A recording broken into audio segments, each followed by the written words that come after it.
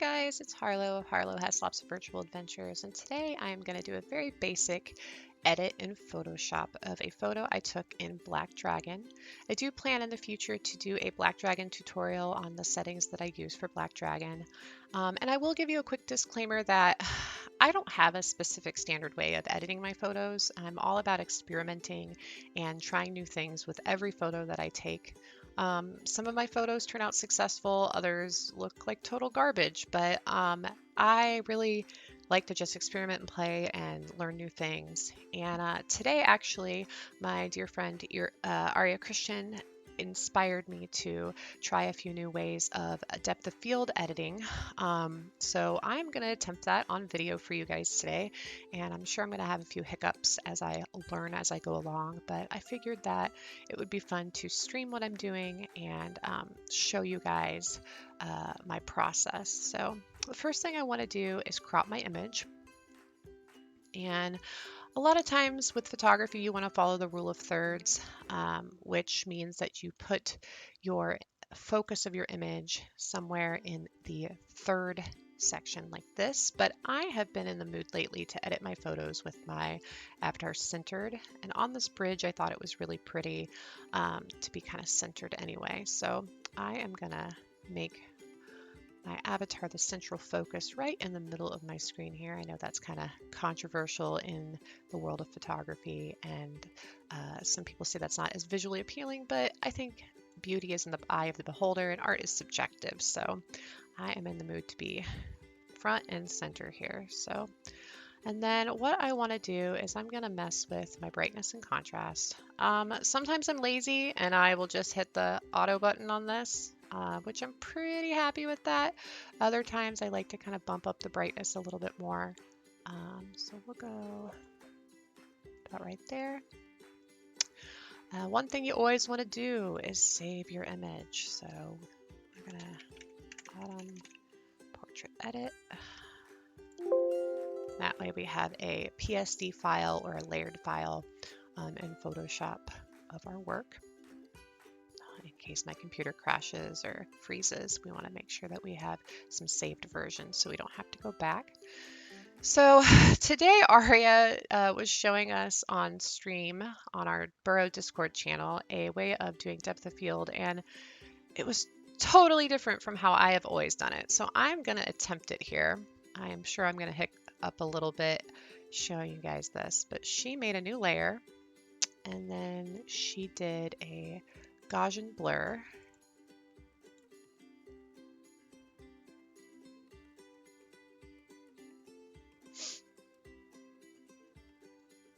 Let's see here.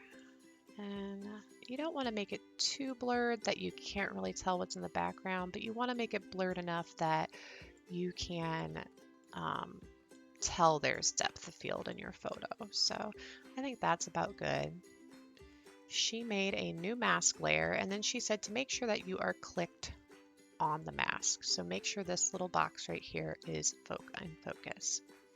And then she took a paintbrush or a soft brush, and she basically just started painting everywhere that she wanted the depth of field to go away and the focus of the image to come in. I believe she called this popping your avatar out or popping your image. So that is what we're doing. The nice thing she said was, say you accidentally go out over the edge, like right here. So see how I did that? I can flip my colors and simply, paint back in. Just so nice. I can't thank Arya enough for teaching me this today, because I did my depth of field in a very different way. I would use the magnetic lasso tool and go all the way around my avatar, and then I would take absolutely forever, highlight everything I wanted, reverse it, and then do the blur, and then go in and touch up areas that were not perfect. It was not an intuitive way of doing this at all. So this is much, much easier. And I cannot believe I did not know how to do this.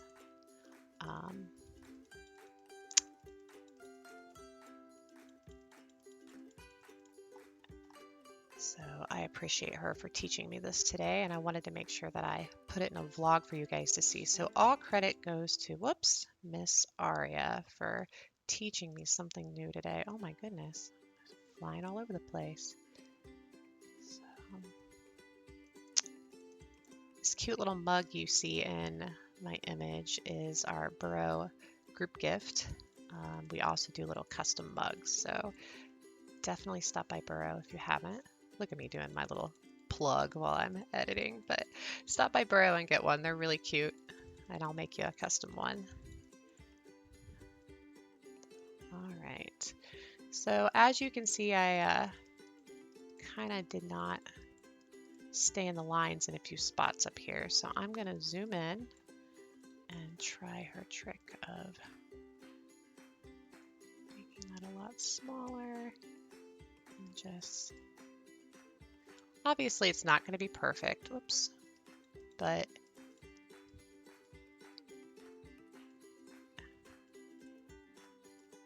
it'll definitely be close enough that I'm happy with it. There's that. Flip it back. So basically you just do the reverse, and that will help you edit that depth of field. So now I just need to make sure that I have not missed any spots. So I'm going to go 100% here. Oh yeah, I've missed all kinds of spots. Goodness.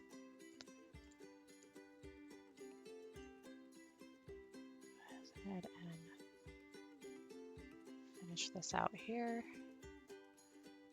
Okay. As you can see, I have the brush set to about 60 flow, so I don't know if that's helpful or not, but it seems to be working for what I'm wanting to achieve here. I actually think it's more opacity that I wanted to mess with, so let's see if I change that. Yeah, that's good.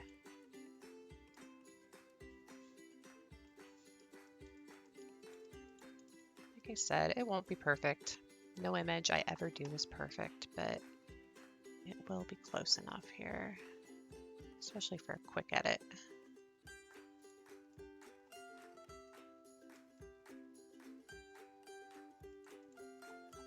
All right.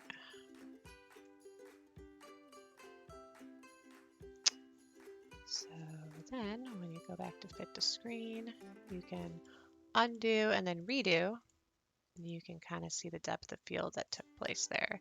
Looks pretty good. I like to merge my layers as I work. I like a clean space. I know some people don't really like that because oh, I just noticed that is, I'm going to undo that really quick and fix this. Some people don't like that because it flattens your work, and then if you need to go back and work on another layer, you can't. But when it gets cluttered on the layers, I get a little anxious. So fix that there. Definitely not perfect, but hopefully that's going to look a little bit better now.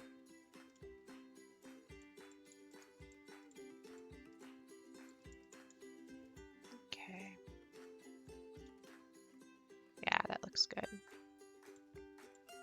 Look that over again. I think for the most part, I'm pretty happy with that.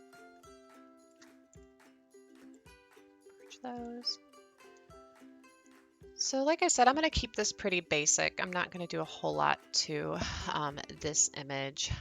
I like, for the most part, the color, but I like to use various like lighting techniques and filters.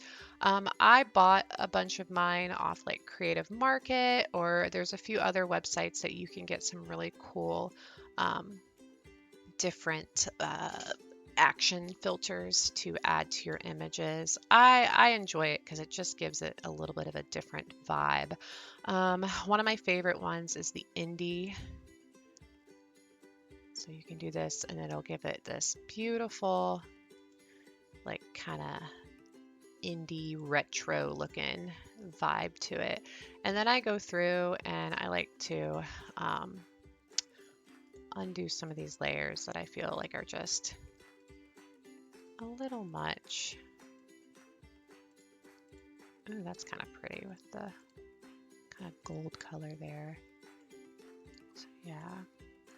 And then you can mess with the various sliders to get your achieved effect. I like a lot of my images to look a little vintagey.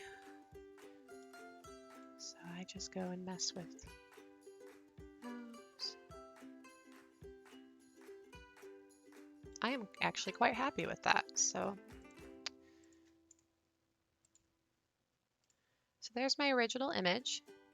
And then after I have done the depth of field, a little bit of color and brightness correction, and then I added that fun little filter in there. This is my end result. Like I said, you can get those various actions on different websites like Creative Market. I will see if I can link some of the ones that I use. I think it's the Retro Series ones that I use. I got to remember where I got them, but when I find that link, I will put that in there for you. Definitely a worthy purchase if you're wanting to add some extra stuff to your images, because as you can see with the before compared to my final product, it really makes it pop. And actually, one thing we could do, we could go in here a little bit and maybe just brighten this up just slightly. So another thing Aria was talking about today, I always use the dodge and burn tool, but she said that she sometimes will, let me see if I can find how she filled it. I think 50% gray.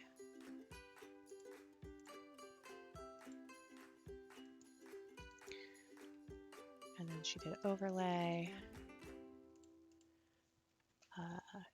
She was saying it gives the color and dodge a little bit more control. So let's see if I can. Dodge makes your image a little bit lighter. Ooh. I just feel like my face is slightly dark. So I don't know. I don't think that quite looks right. Nah, I don't like that. You know what? I think I'm pretty happy with how it is. I think we're just going to leave it like this because I like the way the light's bouncing off my red hair and on my sweater. You know, my face does not have to be the focus of the image necessarily. So I think I am pretty pleased with how this turned out. Like I said, just again to show you the original and then the final product. So I appreciate you guys watching today, my very candid edit. I know that I made a lot of hiccups along the way and rambled a lot, but this is basically how my editing process goes. I just start messing around with stuff and hope that I come up with something that I like in the end. So I look forward to making some more editing videos in the future for you. Thanks for listening and checking in.